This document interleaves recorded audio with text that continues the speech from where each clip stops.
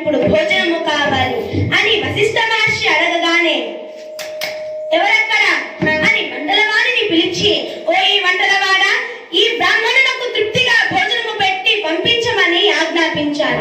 ఆ వంటలవాడు బ్రాహ్మణుడిని భోజనశాలకు తీసుకొని పోయి,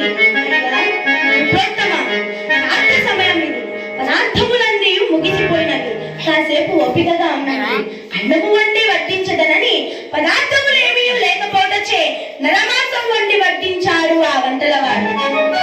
బ్రాహ్మణుడు ఆ మాంసం నరమాంసముని గుర్తించి, ఈ తప్పు వంటలవాడిది కాదు అని కల్మాషపాదుని వద్దకు వెళ్ళి, ఓ ఈ కల్మాషపాద, వంటలవాడి చేత నాకు నరమాంసము వడ్డింపజేస్తావా అని దూషించి, నీవు కూడా రాత్రి వేళ యందు రాక్షసుడవై నరమాంసమును భక్షించుదువుగాక అని శపించాడు వశిష్ఠుల వారు కల్మాషపాదునకు.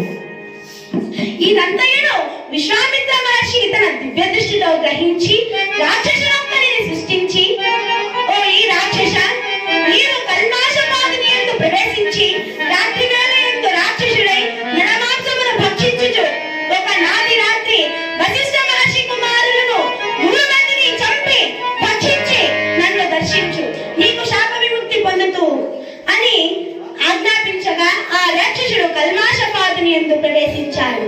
ఆ కల్మాషపాదుడు రాత్రి వేళ యందు రాక్షసుడై నరమాంసమును భక్షించుచు ఒక నాటి రాత్రి వశిష్ఠ మహర్షి కుమారులు 100 మందిని చంపి భక్షించి విశ్వామిత్ర మహర్షిని దర్శించి శాప విముక్తి పొందినాడు.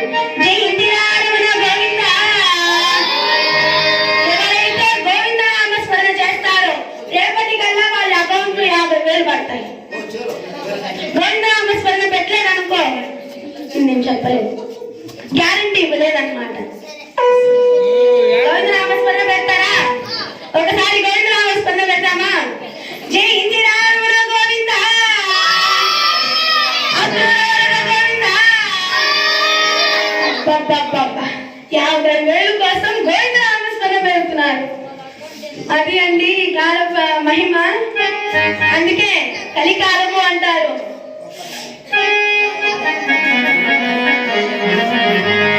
ఇదంతయును వశిష్ఠ మహర్షి చూచి తన 100 మంది కుమారులు చనిపోయారని దుఃఖించి తను కూడా ఆత్మహత్య చేసుకోవడానికి సిద్ధపడినాడు. అంతలోనే ఆకాశవాణి ప్రత్యక్షమై, మునీంద్ర, మరణింపవలదు, నీ పెద్ద కుమారుని భార్య అదృశ్యంతి 12 సంవత్సరాల నుండి గర్భము ధరించున్నది. ఆమె గర్భములో వేదములను పఠించుచు పరాశర మహర్షి జన్మిస్తాడు.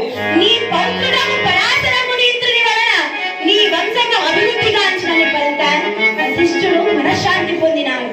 ఇక శక్తిముని భార్య అదృశ్యంతి 12 సంవత్సరముల తరువాత వేదములను పఠించుచు పరాశర మహర్షి జన్మించినాడు.